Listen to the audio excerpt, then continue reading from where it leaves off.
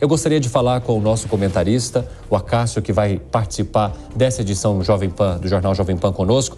Acácio, nós conversamos bastante ao longo dessa semana, entramos já no 8º dia de guerra, com todos esses fatos que eu acabei de apresentar a você e também à nossa audiência. Que levantamento que você faz do que aconteceu até agora, que análise que você traz para a gente, e é possível compreender que estamos muito distantes ainda de qualquer arrefecimento nesse conflito? Muito boa noite para você, seja muito bem-vindo. Boa noite, Evandro, prazer falar com você mais uma vez. Dou total razão a você, amigo, nós estamos muito distantes de qualquer possibilidade de trégua, de qualquer possibilidade de acordo ou de consenso entre os palestinos, mais especificamente o Hamas. É importante nós ressaltarmos aqui que Hamas e palestinos não são sinônimos, e o Estado de Israel. E muito provavelmente nós temos acompanhado nos últimos dias um esforço por parte da ONU, por parte do Brasil e por parte de outros países em busca, ao menos, de uma saída humanitária para aqueles que não estejam envolvidos no conflito. Mas é importante nós ressaltarmos que o Hamas, por não ter uma representação, por não ser um Estado soberano, por serem terroristas, e o Estado de Israel, dadas as circunstâncias, ninguém também destes dois acena pela possibilidade de consenso. Então, infelizmente, os próximos dias serão equivalentes aos últimos, e nós, mais uma vez, infelizmente, continuaremos acompanhando essa tragédia humanitária. Acácio Miranda, que está conosco nessa edição do Jornal Jovem Pan, nós vimos também há pouco, um foguete que foi lançado do território da Síria para Israel. Isso segundo as informações da defesa israelense. Algo parecido aconteceu também vindo do Líbano para Israel. Você consegue enxergar que outros países já estejam diretamente ligados ou diretamente unidos numa ofensiva maior contra o território israelense?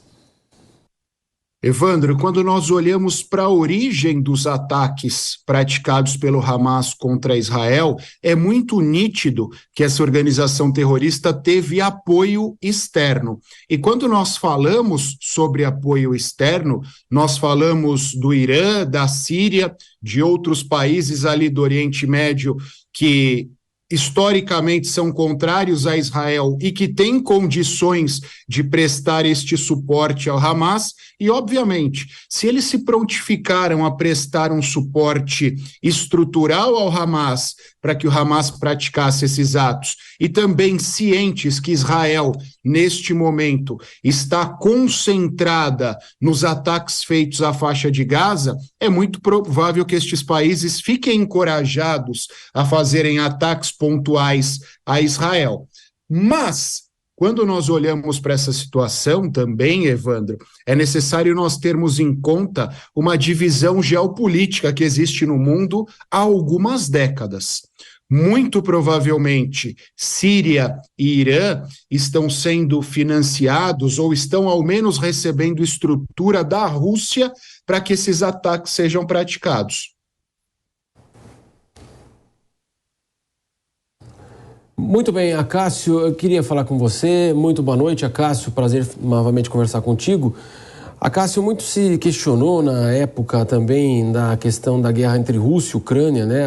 A diplomacia, uma suposta falência da diplomacia. Nós estamos praticamente em 2 anos de guerra já entre Rússia e Ucrânia. Agora, esse confronto, nós sabemos, a ONU, ela coloca suas deliberações, aponta os seus estudos sobre a região, o que está acontecendo, mas, de fato, praticamente uma falência da diplomacia mundial para resolver conflitos imediatos como esse, a situação lá que poderemos ter um extermínio da população. Como é que o senhor avalia tudo isso? Marcelo, prazer revê-lo. É fato que nós temos aqui a junção de 2 elementos.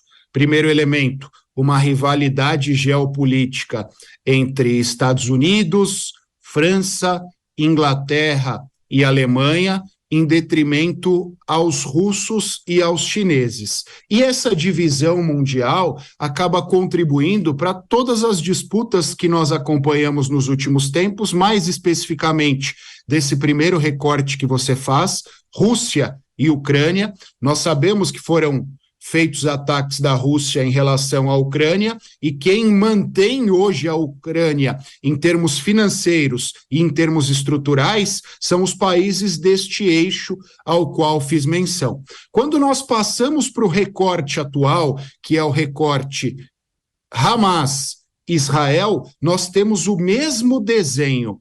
Nós temos Israel recebendo apoio e recursos dos norte-americanos, dos ingleses, dos franceses e dos alemães de forma menos evidente, mas ele tem acontecido. E do outro lado, nós temos o Hamas, que recebeu apoio do Irã e da Síria, que por sua vez receberam apoio russo. Então esse recorte geopolítico contribui muito para as disputas que nós temos ultimamente e contribuirá para próximas disputas. Por quê? Quando nós olhamos para a composição do Conselho de Segurança da ONU, quando nós olhamos para os 5 membros efetivos do Conselho de Segurança da ONU, Estados Unidos, Reino Unido, França, China e Rússia. Então, esta disputa também é replicada no Conselho de Segurança da ONU, países estes que têm direito a veto. Então, a própria ONU não chegará a um posicionamento efetivo, porque a própria ONU foi absorvida